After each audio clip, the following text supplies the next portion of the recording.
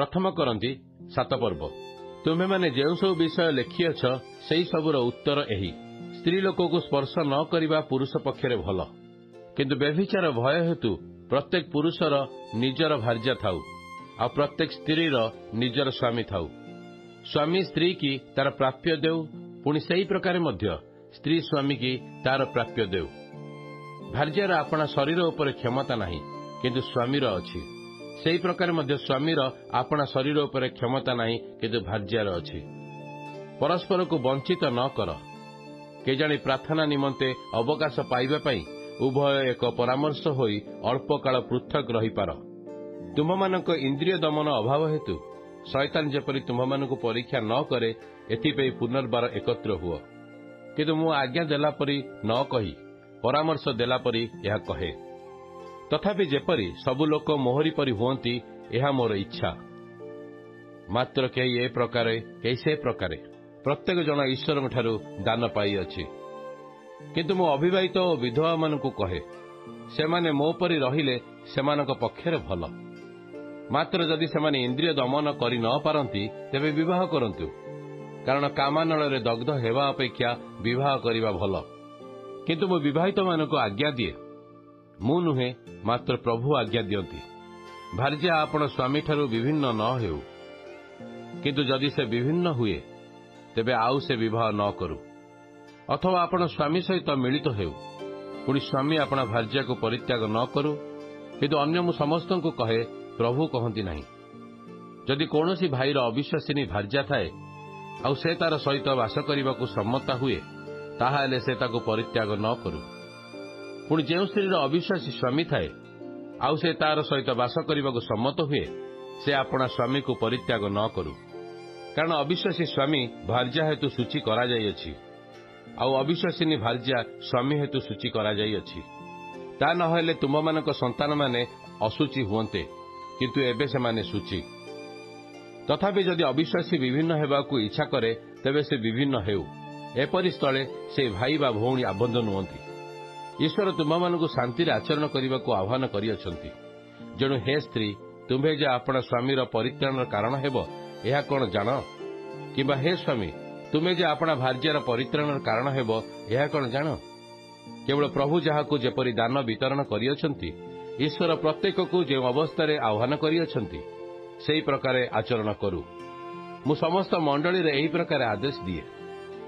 केही की सुन्नत अवस्था आहूत होइअछि, से सुन्नति परि देखाजिବାକୁ चेष्टा न करू। केही की असुन्नत अवस्था आहूत होइअछि, से सुन्नति न हेउ। सुन्नत किछि नुहे, पुणी असुन्नत किछि नुहे, केवल ईश्वर को आज्ञा पालन ही सार। प्रत्येक जन जो अवस्था आहूत होइअछि, से सेथिरे थाउ। तुमे माने कि दास होई आहूत होइअछ, चिंता कर नहीं। मात्र जेबे मुक्त होई पार, तेबे बरং सुजोग अवलंबन कर।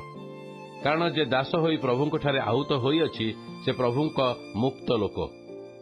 सेही प्रकार जे मुक्त होई आहूत होइअछि, से ख्रीष्टंकर दास।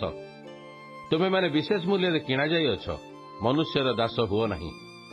हे भाई माने, प्रत्येक जन जो अवस्था आहूत होइअछि, से ईश्वरंक सहभागितारे सेही अवस्था थाउ। कुमारी मानक विषय रे मु प्रभुंक ठारू कौनसी आज्ञा पाई नहीं, किंतु प्रभुंक अनुग्रह विश्वासर पात्र होई निजर मत देउअछि। मु मने करे जे मनुष्य जेपरि अछि आसन्न दुर्दशा हेतु, सेहीपरि रहिबा भल। तुमे कि भार्या सहित आबद्ध, तेबे मुक्त हेबा पई चेष्टा कर नहीं। तुमे कि भार्या ठारू मुक्त, तेबे भार्या पाइबाकू चेष्टा कर नहीं। किंतु जदि तुमे विवाह करिअछ, ताहाले सुधा पाप करि नाह। आउ जदि कुमारी विवाह करिअछि, ताहाले से पाप करि नाही। तथापि एपरि लोक शरीर रे क्लेश भोगिबे। आउ तुम्हें माने जेपरि सेथिरु रक्षा पाओ, यह मोर इच्छा। किंतु हे भाई माने, मो कथार भाव एही, समय अत्यल्प। एणु जो मानकर भार्या अछि, सेमाने भार्या नथिला परि हुअन्तु। आउ जो माने रोदन करंती, सेमाने रोदन न करिबा लोक परि हुअन्तु। पुणी जो माने आनंद करंती, सेमाने आनंद न करिबा लोक परि हुअन्तु। जो माने क्रय करंती, सेमाने अनधिकारी लोक परि हुअन्तु। आउ जो माने जगतर विषय भोग करंती, सेमाने भोग न करिबा लोक परि हुअन्तु। कारण एही जगतर रूप परिवर्तित हेउअछि। किंतु तुमे माने जेपरि चिंतित न हुओ, यह मोर इच्छा। ଯେ ଅବିବାହିତ ସେ କିପରି ପ୍ରଭୁଙ୍କର ସନ୍ତୋଷ ପାତ୍ର ହେବ, ଏଥିପାଇଁ ପ୍ରଭୁଙ୍କ ବିଷୟ ଘେନି ଚିନ୍ତିତ ହୁଏ।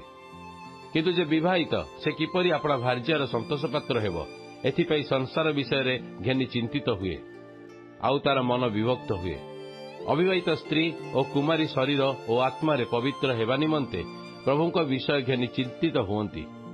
କିନ୍ତୁ ଯେ ବିବାହିତା ସେ କିପରି ଆପଣା ସ୍ୱାମୀର ସନ୍ତୋଷ ପାତ୍ର ହେବ, ଏଥିପାଇଁ ସଂସାର ବିଷୟ ଘେନି ଚିନ୍ତିତ ହୁଏ। ଏହି କଥା ମୁଁ ତୁମମାନଙ୍କୁ ନିଜ ନିଜର ହିତ ନିମନ୍ତେ କହୁଅଛି। ତୁମମାନଙ୍କୁ ବନ୍ଧନରେ ଆବଦ୍ଧ କରିବାକୁ କହୁନାହିଁ, ମାତ୍ର ତୁମେମାନେ ଯେପରି ଶିଷ୍ଟାଚରଣ କରି ଏକାଗ୍ର ମନରେ ପ୍ରଭୁଙ୍କଠାରେ ନିବିଷ୍ଟ ଥାଅ, ଏଥିପାଇଁ କହୁଅଛି। କିନ୍ତୁ ଯଦି କୌଣସି ଲୋକ ନିଜର କନ୍ୟାର ଯୌବନାବସ୍ଥାଗତ ହୋଇଅଛି, ଆଉ ସେ ତା ପ୍ରତି ଅନୁଚିତ ବ୍ୟବହାର କରୁଅଛି ବୋଲି ମନେ କରେ, ତେବେ ଆବଶ୍ୟକ ବୋଧ କରେ। ସେ ଯାହା ଇଚ୍ଛା ତାହା କରୁ, ସେଥିରେ ପାପ ନାହିଁ, ସେମାନେ ବିବାହ କରନ୍ତୁ। କିନ୍ତୁ ଯେ ହୃଦୟରେ ସ୍ଥିର ଥାଏ ଆଉ ଆବଶ୍ୟକତା ବୋଧ ନ କରେ, ପୁଣି ଯାହାର ଇଚ୍ଛା ଅନୁସାରେ ତାହା କରିବାକୁ ଅଧିକାର ଥାଏ, ଆଉ ଯେ ଆପଣା କନ୍ୟାକୁ କୁମାରୀ ରଖିବା ନିମନ୍ତେ ହୃଦୟରେ ସ୍ଥିର କରିଥାଏ, ସେ ଭଲ କରେ। ଏଣୁ ଯେ ଆପଣା କୁମାରୀ କନ୍ୟାକୁ ବିବାହ ଦିଏ, ସେ ଭଲ କରେ। ପୁଣି ଯେ ବିବାହ ନ ଦିଏ, ସେ ଆହୁରି ଭଲ କରେ। ସ୍ୱାମୀ ଜୀବିତ ଥିବା ପର୍ଯ୍ୟନ୍ତ ଭାର୍ଯ୍ୟା ଆବଦ୍ଧ ଥାଏ, କିନ୍ତୁ ଯଦି ସ୍ୱାମୀ ମୃତ, ତେବେ ଭାର୍ଯ୍ୟା ପ୍ରଭୁଙ୍କଠାରେ ବିଶ୍ୱାସୀ, ଯାହାକୁ ଇଚ୍ଛା ତାହାକୁ ବିବାହ କରିବା ପାଇଁ ସ୍ୱାଧୀନ। କିନ୍ତୁ ସେ ସେହିପରି ରହିଲେ ଅଧିକ ସୁଖୀ ହେବ, ଏହା ମୋର ମତ। ଆଉ ମୁଁ ମଧ୍ୟ ଈଶ୍ୱରଙ୍କ ଆତ୍ମା ପାଇଅଛି ବୋଲି ମନେ କରେ।